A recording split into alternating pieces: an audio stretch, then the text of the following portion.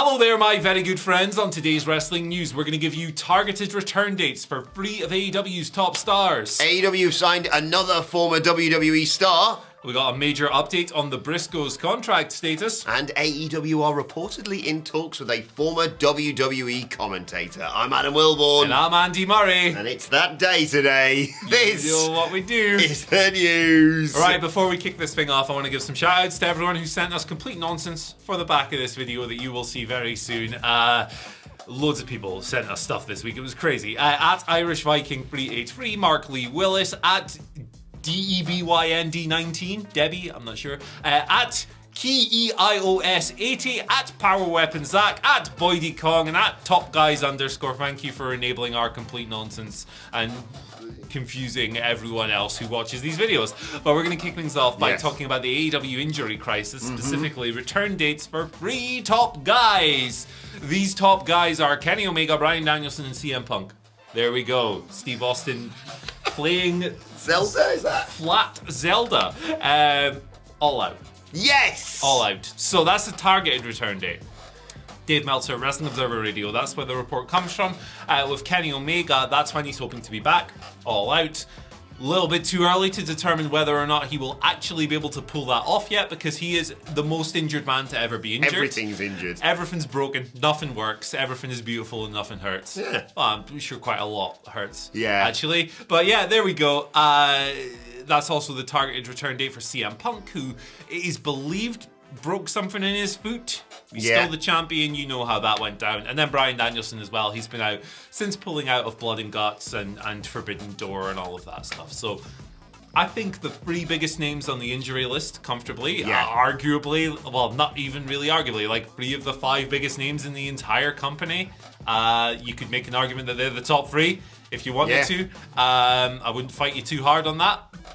All Out seems good. It's only 6 weeks away, so hopefully they're okay. That's a real relief, because like you say, we've constantly had concerns. The radio silence around, well, Punk and Danielson particularly. Like, we knew Omega was going to be off for bloody ages with all those problems. A little bit of a worry when he said, well, if I do it again, that's me forever. Sorry. This book is getting in the way of This is ruining the images. Very, very important artwork. But Punk especially, because obviously it was so up in the air, and we're going, are we going to have to do like another interim title match with, I don't know, Orange Cassidy or Jericho? Whereas in reality, All Out Chicago, Punk Moxley for the undisputed world title, all that great stuff. That'd be nice. Yeah, that'd be nice. Just a real relief, all this coming into this story this morning, because All Out, it's going to be great regardless. And it's a shame we're not getting FTR Young Bucks for all the belts. But then in the end, we are getting FTR versus the Briscoes this weekend, so I'm kind of okay with it. Silver linings. Oh, I don't get the 3 Falls match that I wanted, but I get the other one, which is arguably the best tag team match I've ever seen. So Ricky Starks, that's not Ricky Starks, that's Daniel Garcia. You silly sausage. I just see absolute pieces and just get them all confused. Sorry, Daniel Garcia. It's a very funny fit. I just like his expression. It's really good. It is a good. Get a load of this guy. Yeah, look at this bald man playing a game with a crocodile. We should stress that it's targeted return dates as well. Where anyone sitting here going, cross everything. Andy and Adam said it's definitely going to happen. No, targets. It's difficult with injuries. Yes. Not that it matters, of course, because AEW just picked up the hottest free agent in Bray wrestling. Wyatt? No. Oh. The former Troy James Donovan. Not the Fiend. You may know him as Cole Carter. He wrestled on Dynamite this week. He fought Ricky Starks. I was almost said Daniel Garcia then, because my brain just broke with Wheeler, those two today. Utah. He fought Ricky Starks on Dynamite this week. He had been previously sleeping with the fishes. Now he's swimming with the sharks. Great line, that. And Fightful Select, Shad. Fightful Select. No crap. Just Sap. Sean Ross Sapp of Fightful Select. Announcing that he's believed to be working under a tiered deal. And that is how many bodies he collects. Oh my goodness. This is a thing. This is an interesting thing, I think. So obviously the bad faith thing that a lot of people will go to is it's another ex-WWE guy. I mean, he was working AEW Dark last year. He did like 10 or 12 shows or something like that. He got squashed by Anthony Ogogo on Dynamite. So like that's not in this case. He was in AEW before. It's likely actually that WWE saw him on Dark and went, yeah, he's all right. We'll have him. He looks like a gangster. Yeah. He's been under the learning tree, of course, of Tony D'Angelo, so he's learned everything he needs. Yeah. He's literally just perfect, smoothing off the edges. Literally a perfect wrestler. No, he's a good prospect. Yeah, I think it's interesting. Like, the circumstances of his WWE departure were intriguing. A policy violation, it was first reported. It later became a... It's getting worse. It's getting better. It gets even worse after this, pal. Yeah, it later came out that this was like a drug test that he'd failed. But he'd been advised by WWE officials to reapply for his job in a year. Yes, it wasn't one of those, right, that's it, we have to cut all ties forever with you. So it's something I don't really want to pass judgment on because there's clearly something there with regards to like being dismissed but then being told to come back or whatever. Yeah, cool. Good for him, I guess. I suppose he's a talented guy. Yeah, and according to my sources, apparently AEW made him offer he can't refuse. There you go. No longer. Good luck to Cole Carter. Yeah. Yep. Like, excited to see more of him on telly. There you go. Right. The Briscoes, they've got a contract. They're boys. Lots of stuff going on with the Briscoes, obviously. In March, it was reported that a higher up Warner Brothers Discovery, that's AEW's television partner, didn't want them signing with AEW owing to Jay's unfortunate past using homophobic language.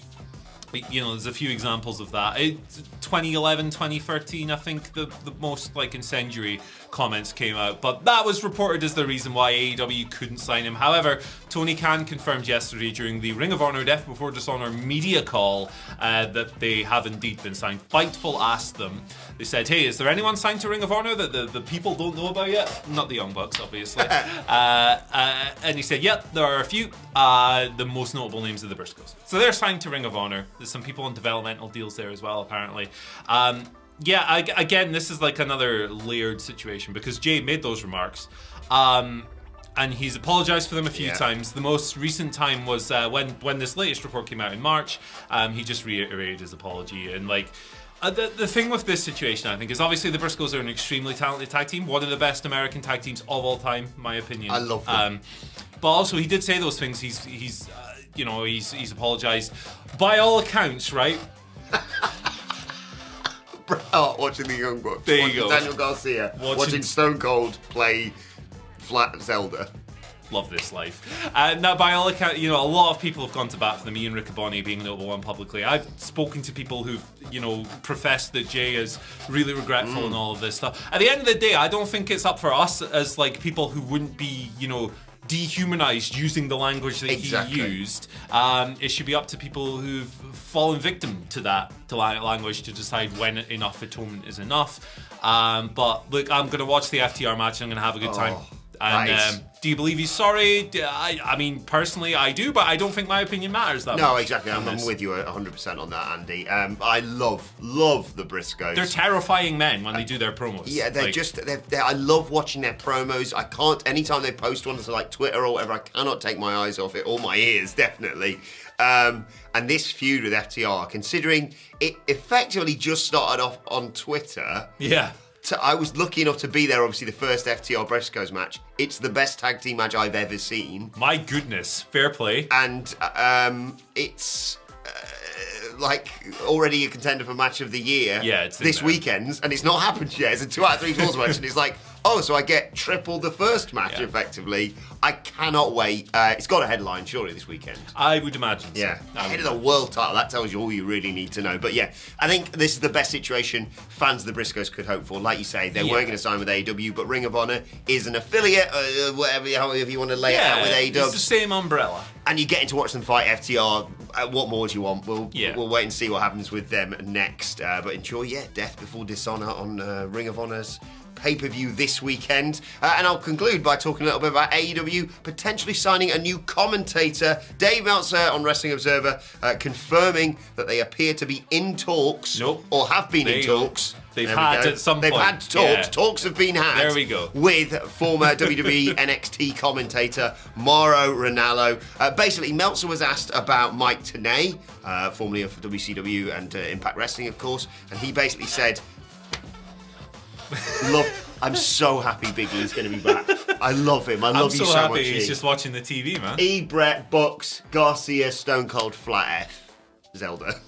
Anyway, so Meltzer was asked about Mike Tenay and basically said that they'd spoken to Mike Tenay when AEW was first starting up, and that was kind of it for talks with him. It was never followed up on him. And then he tweeted, regarding Ranallo, there was a conversation... Ronaldo. There was a conversation with Ronaldo's management some time back. So, I've written this in the words of Mauro Ranallo. Oh. So, Andy Murray, could Mauro Ranallo, like you if you were forced to devour your new best friend when stuck on a desert island, be all he'll eat? Oh my god, that is suitably... That's Ranallo-ish. Yeah, he should have said it in his fired up voice. Oh, I can't do the impression. So the way this is phrased by Dave means that the talks could have been 3 years ago or they could have been 3 months ago. So it doesn't sound like they're actively pursuing an addition to the commentary team, which I think is a good thing because they have a lot of commentators in AEW and most of them are really good. Yes. Excalibur is tremendous at his job. I love the charm of Tony Schiavone. Taz is just so much fun, and Jim Ross coming in and doing his last hour on the show. It works. There are valid criticisms to make of Jim Ross's commentary, absolutely, but when he's on, he's still really, really great. And then you've got people like Mark Henry, Paul White, they've got lots of options. I really like it, and I always forget their names when they bring the Ring of Honor guys in. I think they've been a Caprice Coleman and Riccaboni. Caprice Coleman especially has been Coleman a rules. Fantastic addition. And Riccaboni's really he sounds like a sportscaster. He's really awesome. So they've got a really talented stable. And he makes me think of Rick and Morty. I'm a pickle. I'm a Szechuan pickle sauce. That's the extent of my Rick and Morty knowledge. Oh, Rick and Morty fans are going to come for me because they're really passionate about their show, aren't they? Touch grass. Speaking of passion, there you go. Right, to just summarise on this, I understand Mauro Ranallo is a lot of people's favourite commentator, and fair play, we all like different things. Personally, I got a bit worn out by his style. It's always up, it's always high energy, and I think when you're portraying everything to be the most exciting thing in the world, nothing is the most. You need to have those peaks. Yes. So for me, his style in the pop culture references isn't something that enhances my experience of a wrestling show. But a lot of people would love this. Yeah, I mean, I like him in small doses. So, like you say, I think, if you put him on Monday Night Raw, it'd be far, far too much, for example. 3 hours every week. Exactly. I don't know, maybe on a Rampage is a little bit of a change-up if JR decides to step away. That could be an interesting addition. You could do some guest spots with him and stuff. Exactly. He did one in Impact last year and it resonated really well. Yeah, so. Exactly. But you're right, I think they're spoilt for choice with an AEW commentators. They've got loads, and anything that would distract from the wonderful job that Excalibur has done as the lead announcer. Speaking of wonderful jobs. Right, yeah. Mark Lee Willis created the... Look at this, man. This is our conversation from yesterday on the AEW news, if you've missed it. There's an alligator, a flatty, popping up an eel. There's the eel. There he is. And a rat and a slug with a no King of the Mic sign. And then over here, I think it's a hedgehog with a hat and shades. Pile of money for your birthday. And a mic. And they're going to ruin that hedgehog's life. Then you get lost. Right, we're going to move over to our Twitter questions. Oh, good. Let's get to normality. Yeah, let's get serious here. Right, shout outs to everyone who just sent me. You just can't put. This week was full of nonsense. Good. That's exactly what I want. Exactly what I want. So the first one today comes from not just another sexy bald guy. There's a lot of sexy bald guys, as we all know firsthand. Morning, gentlemen. Morning. Everyone in the WhatCulture office gets to their desk to find a Nerf gun. Oh. It's one hit KO. Who's taking all the biscuits? Have a great weekend. Phil Chambers, without question. Yeah. Phil Chambers probably has weapon experience. Yeah, absolutely. He can just take to anything. And we have anything breaks, he fixes it. And he is like a spider monkey. He's just all over the place. No one's hitting him.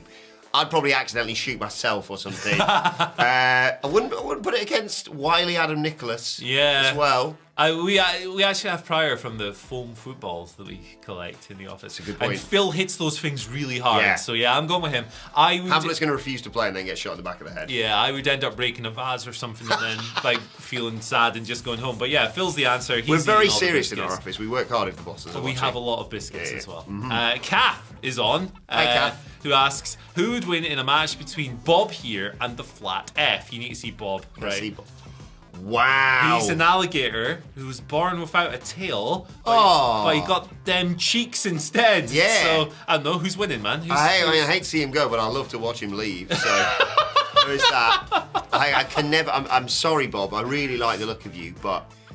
my heart will always be with the Flat F, and I'm always going to back him 110%. There you go. The Flat F. Flat F never loses. Flat F, if you've got a tail, use it. The Flat F literally can't move. Can't be beat. As well. Yeah. And also, like, to be boring, I think a tail is quite critical to the death roll that they do. Good you know, point. when they grab someone and they go Yeah. like that. Yeah, you can't do that without a tail. So these cheeks, man, they're all All show and no go. go. Yeah. Well, I mean, they're quite doughy. But yeah, there you go. If you tune in for more alligator ass reviews today. There's 4 questions today. I'm Good, sorry, mate. I'm fine. Wounded Cub asks yourself, me, Sidgwick, Wilborn, and Hamflet. But as animals, you have to choose what animal everyone is, against the 4 flat FUCKs, with the eel as the special ref while Miller is in a shark cage. This is a crazy universe. Book the match, finishers of all, how the match ends. Right, we'll do the animals. We'll do one each, go back and forth. Sidgwick's a honey badger. Yeah. Because he's fierce. What are you? What am I? Or well, you pick anyone. Me, Hamflet, or you. Well, I was going to say Hamflet was... it's like a really docile gorilla. Like, that boy's got... I've seen those calves. A sloth. Yeah, like a jacked... A jacked sloth. Honey badger, jack sloth, what are you going with? Well, the eel's already a referee. Yeah. Yeah, I'm probably like... I don't know, man. Like a squid. Squid? I like that. Because I've got tentacles and a beak. I think I'd be like... It's some banter. I wouldn't say giraffe, but that's just because I'm big. Yeah. I haven't really got... And giraffes aren't that... computer. I'm going to go duck-billed platypus. Just absolutely... just complete wild card. There you go. Well, I think... I'm going to switch sides. I'm going to turn on our team and join the flat Fs. That's how they win. I think quite obviously the alligators are killing us here. Like the animals we've picked. A sloth is not doing the thing against... What we learnt from watching years and years of wrestling, 2 people thrown together in a team shouldn't be as good as a tag team of people who've got similar goals. That's the flat Fs. And we have 4 flags. And the eel, I think, is probably going to lean towards them. I mean, look at him, man. He's like a sneaky little... He's green. 1, 2. It doesn't matter if the eel counts to 3. Oh, he's speaking. Our final question today comes from Baldur's Gate, who asks, if the flat F and the eel had superpowers, what powers would they have and what would their names be? Now, this is a tough one. I think the flat F has a really mundane superpower because he's already quite overpowered. I think his superpower is the ability to slide under any door in the world because he's just so flat. He can get so flat you could slide him into an envelope. Yeah. That's the flatty's superpower. What would their names be? Flat Man Scoop. There you go. Why not? Good. Why not? And the eel... Flat Man. Just Flat Man. Flat Man. There you go. The eel, I feel like it has to involve electricity. Yeah. It's like Magneto. Yeah. So I think Magneto. Or like Storm. You know what happens to an eel when it gets hit by lightning? The same thing as everything else. What? Doesn't make any sense, Halle Berry. What are you talking about? And we'll call it Storm Eel Daniels. Oh, Jesus. If you know. And let's move on quickly to today's and finally. Marcus, the reason it is I'm reading this out, it's another question, but it's Marcus's 30th birthday today on Flat Friday. Happy birthday. Can I get a King of the Mic happy birthday? Can I just do it for Marcus's 30th? Marcus, can I hit it out of his hands with the eel? Marcus isn't here. All right, you get one. You get a pass. You get one. Marcus, happy birthday. Also, who's winning? The big not the flat, the big or the huge rat. And is he building huge rat or big F, and he's building a stable with 4 turtles. Well, the rat ate a mousetrap. Honestly. So I think the rat could probably eat the big... I think the rat's my landlord now. Big flatty cool is getting a beating. Yeah, I think so. So you think the flat might lose to the rat? Yeah. We've already established that the rat is capable of property acquisition, so if he can buy a house, he can probably eat an alligator. It would be the rat, but I hate this rat so much that I'm going to come in and Jon Stewart the rat, and then the flat F will win. I think the eel... Form a stable with 4 turtles and flat F works far better than the rat and 4 turtles never get along. It's never going to work. The amount of turtles in Florida is mental, man. We were just driving around one day in the town where my family live, just going down the road, just turtle in the middle of the street. You drive up to it and you're like, mate, can you move so we can get past? And it's like, no. Okay, cool. I guess it's your world and we're just flatting in it. Meanwhile, when I was driving down the street whilst you were in Florida, just a Radgie in the middle of the street. Yeah. Can I read me it off? Can I have a glass of water? Oh, yeah. No. No, you are not a giant crocodile or a turtle. Please leave my property or I will set the giant rat on you. Once again, happy 30th birthday, Marcus, and thanks to everyone for their questions and for their ridiculous submissions. I love Fridays in this job. I love every day in this job, but Fridays especially. Let us know your thoughts on everything in the comment section below. Like, share, subscribe to WhatCulture Wrestling, wherever you get your podcasts from. For daily wrestling podcasts, SmackDown preview, Rampage preview, Wrestle Culture with a hashtag Bloody Good quiz coming your way later on today. Plus, let us know your thoughts and Twitter questions, whatever they may be, at WhatCulture WWE. Watch there, follow both of us, follow Andy Murray at Andy H. Murray. The H stands for how about we do a deal with the eel. Follow me at Adam Wilborn. Don't forget, you can still got time to send me money for my birthday. Don't. Nah. At Adam Wilborn, as I said, though. At WhatCulture WWE. Where are you going? I don't know. Oh, don't do it. Don't do it. No, you just mind your business. Okay. Thanks for watching. Thanks for everyone again. And we'll see you soon.